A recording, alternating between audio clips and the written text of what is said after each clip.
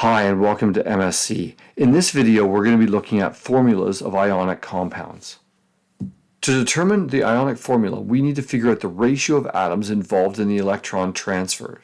And again, the electrons are transferred from the metal to the non-metal. And we need to figure out how many of each element are involved in that. So let's look at this example of potassium sulfide.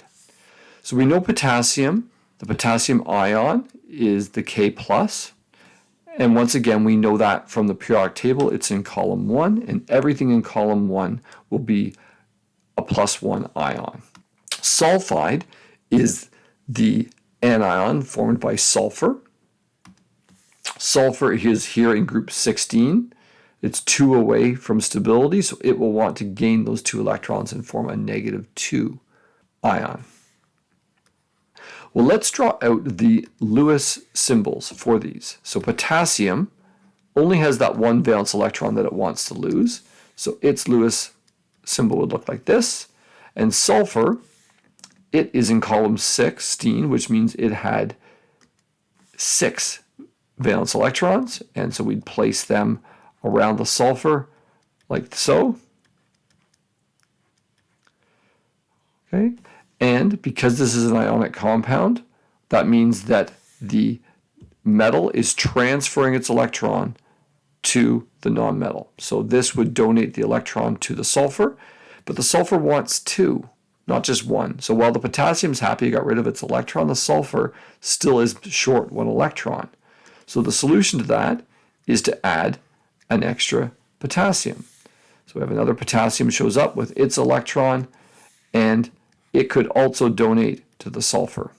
And then both potassiums are happy, the sulfur's happy. The ratio here is 2 potassiums to 1 sulfur. You might see that written as the ratio of potassium to sulfur is 2 to 1.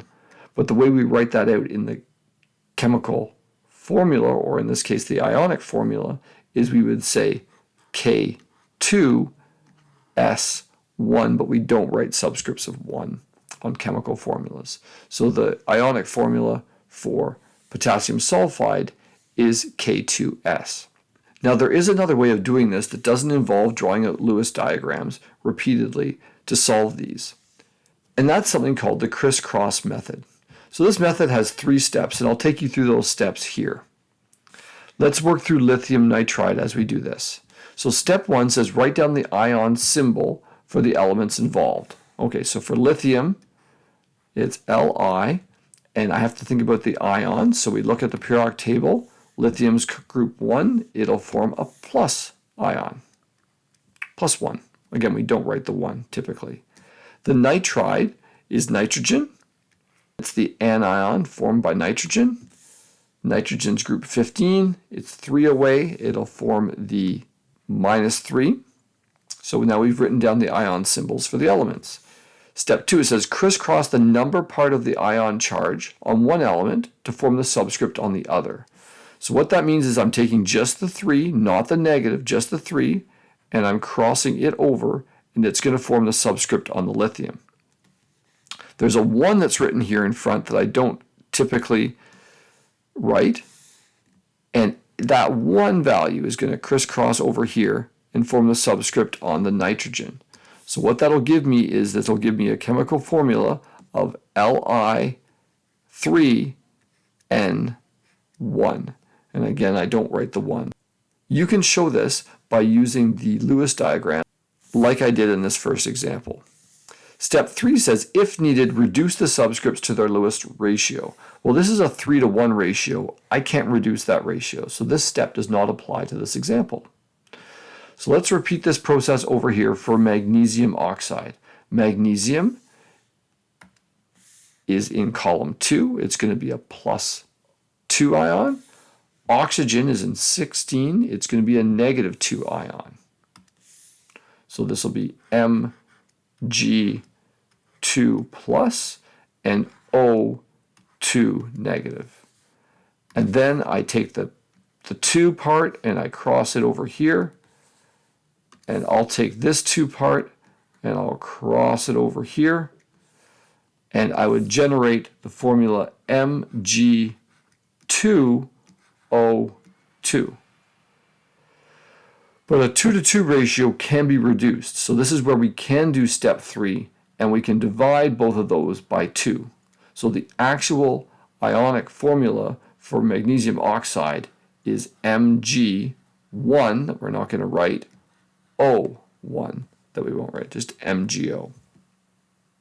2 more examples for us to quickly roll through here to help go over this further. Barium. Barium is Ba. You might remember that barium is an alkaline earth metal here in column 2. And iodine is a halogen. It'll form a -1 ion. So this is +2, and the iodide ion is I negative. So we have a 1 here that we don't usually write. It's going to crisscross over to here, and this 2 will crisscross over here. And I'll be left with a chemical formula of Ba1 that I won't write, I2. Okay, the same thing then applies to transition metals. And in fact, this is actually a little bit easier because I don't even need to go to the periodic table. I know manganese is Mn, and it tells me here that it's the manganese 4+, because this is the Roman numeral 4, and it puts it right there. The reason why there's no barium 2 is because barium's not a transition metal, so we don't use the Roman numerals there. Oxygen is in group 16. It will form the -2, so 2 negative, and then we can crisscross. So this 4 will come over here, this 2 will come over here, and we'll be left with Mn2O4. And I forgot to mention over on this first one, this is a 2 to 1 ratio. We can't reduce that, but you always do need to check.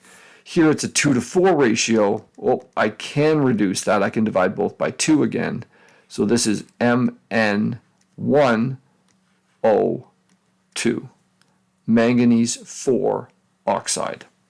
I hope this video on ionic formulas has been helpful.